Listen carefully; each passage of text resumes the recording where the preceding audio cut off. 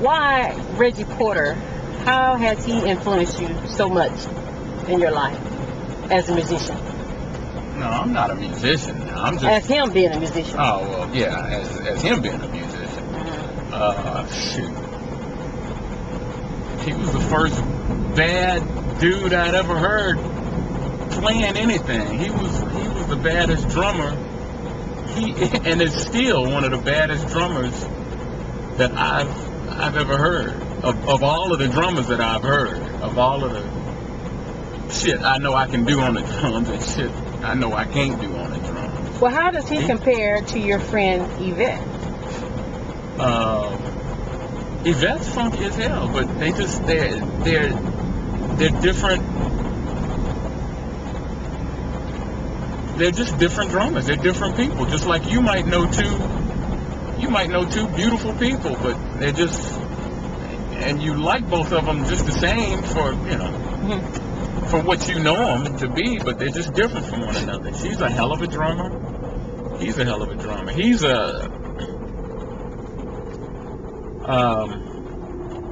she was a hell of a funky drummer. I did hear of Yvette's drumming before I heard of Reggie Porter's drumming.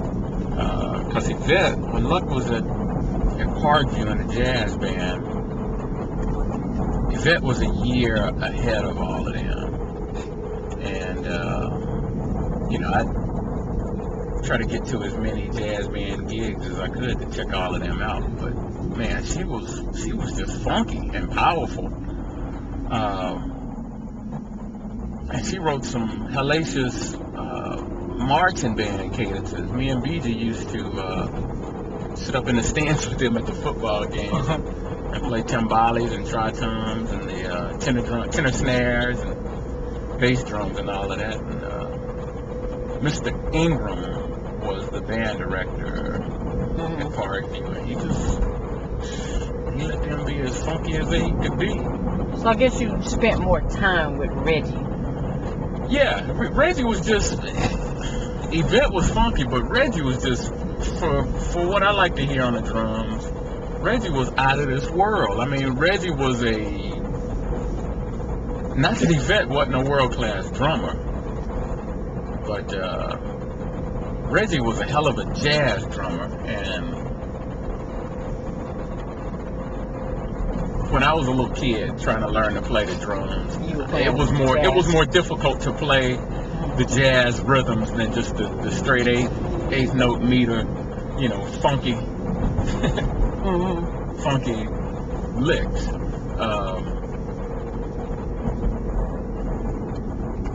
Reggie is, you have to know all of the great jazz drummers to know Reggie's greatness.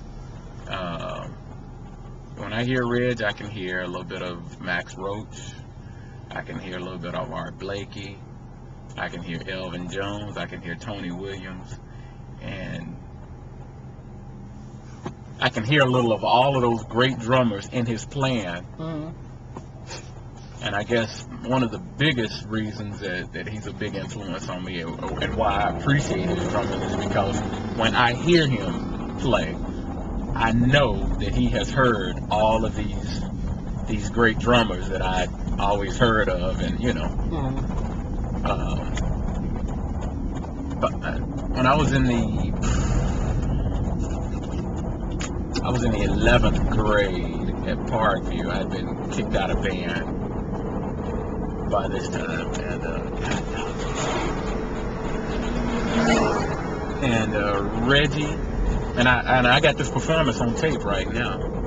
But Reggie, no, you know what? I was in the 12th grade. But anyway, Art Porter came up to Parkview to sit in with Parkview's jazz band my 12th grade year. I was long out of band by then. I didn't get along with the band director, Arlen Jones, but that's another clip. Man, Reggie came up there after Art sat in with the band. Art brought his own trio out to to show the kids what it was all about. Art, Reggie's dad? Yeah, Art Porter, Sr. Mm-hmm. And it was Art Porter, piano, and Reggie sat down and played the drums, and the assistant band director part of you, real cool dude, Joe Cripps, Mr. Cripps. I think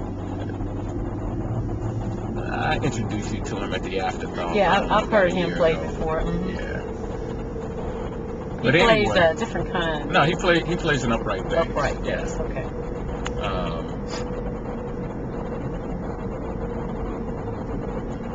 They did this one song called, and it's I guess you can call it a jazz standard, I don't know. It's Dave Brubeck's Take 5. It's a song that was in 5/4 time, and odd meters are, I don't know, I guess great drummers do real well with odd meters, but odd meters, and when I say odd meters, the song was in 5/4. The song wasn't a 1 2 3 4 1 2 3 4. The song was in 5. The song was 1 2 3 4 5 1 2 3 4 5 1.